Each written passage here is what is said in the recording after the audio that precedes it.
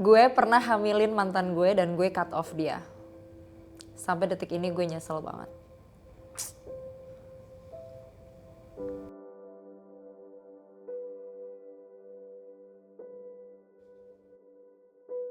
Hai, nama aku Sharon Sitania dan aku udah jadi customernya Eloy Coco for around 2 years. Aku Janitra, umur aku 26 tahun dan ini adalah tahun pertama aku sebagai customer Eloy Coco. Nama aku Justin, usia 25 tahun dan udah jadi customer Eloy Coco itu sejak tahun lalu lah, setahun kurang lebih.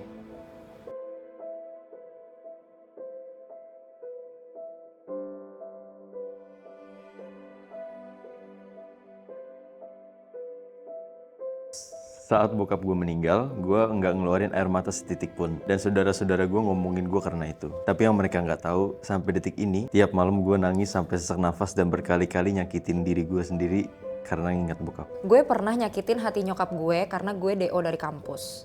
Gue DO karena gue harus gantiin nyokap gue jualan siomay keliling padahal dia udah sakit-sakitan dan berumur. Gue pernah bercandain pacar gue kalau gue gak sayang sama dia. Tapi gue kaget dia langsung lemes dan nangis dan gue bingung. Ternyata dia punya trauma yang mendalam dan takut ditinggal. Sampai sekarang gue masih ngerasa bersalah dan bodoh karena gituin pacar gue. Pacar gue selama ini nyimpen kalau dulu dia pernah dimanfaatin secara fisik dan materi sama mantan pacarnya. Dan mantannya itu sering ngancem bakalin ninggalin dia setelah dia ngasih segalanya ke mantannya itu. Dari situ gue belajar bahwa pacar gue membawa trauma yang begitu besar dan gue janji ke dia kalau gue gak akan pernah ninggalin dia. Honestly, ini beneran sedih sih, dibercandain kayak orang yang kita sayang tapi denger kalau misalkan mereka gak sayang sama kita. Even though it's a joke, but still, you have feelings and that's not good to hear, I think. Dan kayaknya kalau kita sayang sama orang, maybe we have to try to give our 100% to them gitu. Karena kayak jangan sampai nyesel, sama aja kayak dia yang udah bilang kalau misalkan dia tuh punya trauma gitu. Berarti kan, well, you know, we just have to love them right. Kayak love them the way you want to be loved sih. Cause I'm pretty sure that kita juga gak mau denger orang yang kita sayang bilang kayak, gue sebenarnya gak sayang sama lo. Gue punya mama tiri, dan dulu gue benci banget sama dia. Tapi nyatanya, dia yang selalu ada buat keluarga gue dan gue. Tapi, gue sadar akan hal itu telat, dan sekarang mama gue udah dipanggil Tuhan. Ya, ini klise sih. Semua orang akan bilang kalau misalkan penyesalan akan selalu datang di akhir-akhir. Dan lu, karena lu menganggapnya itu adalah ibu tiri kalian gak fully atau truly sayang ke dia. Padahal banyak yang beliau korbankan untuk kalian. Klise sih, tapi ya. Aku pacaran sama pacar aku cuman buat nutupin kalau aku gay. Menyedihkan bukan, apalagi semakin kesini aku semakin sadar kalau pacar aku tulus dan sayang banget sama aku. Hal itu kayak tamparan biar aku berubah karena aku udah dapetin orang yang tulus mencintai aku. Dan sekarang aku lagi ada di tahap dimana aku lagi berusaha untuk berubah dan berusaha untuk mencintai pacar aku. That's the very last I can do setelah aku ngelakuin hal ini ke dia. Oke, setelah baca ini, mungkin penting banget ya buat kita tahu siapa kita, jati diri kita seperti apa, dan apa yang mau kita mau. Sebelum kita berhubungan dengan orang lain atau berkoneksi dengan orang lain, kayaknya alangkah lebih baiknya kalau kita tahu dulu apa yang kita mau sebelum kita akhirnya nantinya malah jadi ragu-ragu atau merugikan orang lain. Mungkin itu untuk yang pertama. Aku pernah selingkuhin pacar aku yang lagi sakit-sakitan dan sampai sekarang dia nggak tahu. Pacar aku sakit parah sejak 1 tahun lalu dan dia lagi di tahap pemulihan. Aku nggak tahu kenapa aku ngelakuin itu. Mungkin untuk mengisi kekosongan selama pacarku sakit. Walau begitu, itu bukan hal yang bisa menjadi alasan untuk aku selingkuh, aku tahu. Untuk menebus kesalahan itu, setelah dia sembuh total, aku bakalan ngaku ke dia dan aku serahin semua pilihan di tangan dia. Mau tetap lanjutin dengan orang brengsek kayak aku atau enggak.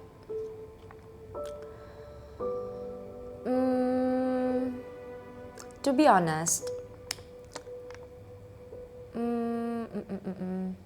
aku pernah ada di posisi dimana aku juga diselingkuhin. And truthfully, if I were to be in their position now, kalau aku jadi pacar kamu, setelah aku berjuang untuk sembuh, and then aku dikasih pengakuan kalau pacar aku selama ini selingkuh, and then aku disuruh milih lagi, I would not be happy. Kayak, why would you leave it in my hands untuk tentuin nasib dari relationship kita di saat harusnya kamu yang bertanggung jawab atas hal itu gitu. If you're sorry, then say that you're sorry and be good to her, be good to them. Dan kalau kamu tahu kamu harus menebus kesalahan kamu di masa lampau, kamu buktiin dengan perbuatan, bukan cuma dengan kata-kata. Because it would be very selfish to ask someone to forgive you and then menyerahkan begitu aja ke mereka, okay, what do you want, lanjut atau enggak, kayak it's not fair to them.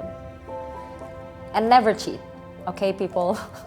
Jangan pernah selingkuh, no. Gue pernah bawa lari uang berobat mama gue buat kabur karena gue udah nggak sanggup ngurus mama gue yang lagi sakit keras.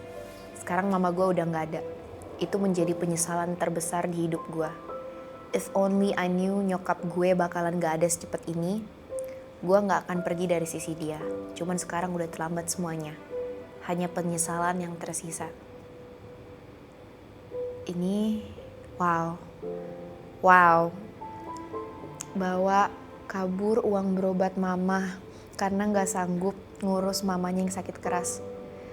And of course, penyesalan itu selalu datangnya di akhir.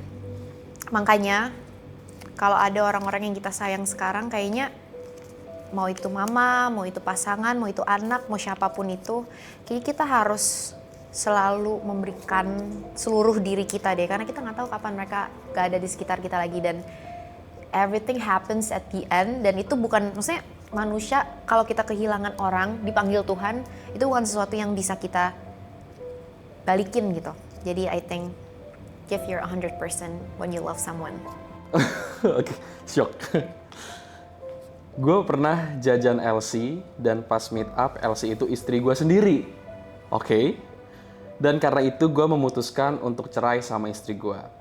Gue cerai bukan karena gue merasa lebih baik dari istri gue, tapi gue merasa kita harus perbaiki hal ini dan ngasih jarak satu sama lain supaya kita bisa bertemu kembali dalam versi terbaik masing-masing. Wow. To be honest, aku setuju banget sih sama apa yang udah dilakuin ini karena tidak menyudutkan dan juga tidak menjudge. Karena di sini pun aku tidak mau menjudge karena balik lagi aku nggak tahu background story, background kehidupannya seperti apa yang dialamin sampai bisa melakukan hal tersebut. Tapi di sini menurut aku langkah yang diambil ya sudah cukup bijak gitu dengan lebih baik cerai dulu, tetapi tidak menyalahkan, tidak menyudutkan, mungkin dibicarakan baik-baik dan sampai akhirnya nanti kalaupun memang masih dipertemukan kembali, tetapi dipertemukan dengan versi yang lebih baik dari sebelumnya, atau mungkin kalaupun tidak bareng-bareng lagi, mungkin bisa bertemu dengan orang yang jauh lebih baik lagi satu sama lain. Dan menurut aku ini harus diingat dan kita sebagai orang-orang ini harus paham dengan apa yang ditulis nih sama kakak ini, karena ini bisa menjadi pembelajaran untuk kita tidak menjudge orang lain dan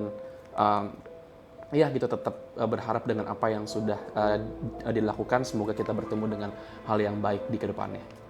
Gue punya cita-cita yang bokap dan nyokap gue nggak tahu. Gue pengen mereka rujuk. Gue tahu mereka just meant to be, tapi kehalang karena gue lahir di luar nikah. Di situ mereka masih sangat muda dan memutuskan untuk cerai karena mereka mau fokus untuk mapanin diri supaya pantas buat masing-masing dan buat gue. Duh. I'm sorry ya, first of all. I'm sorry that you have to feel this way.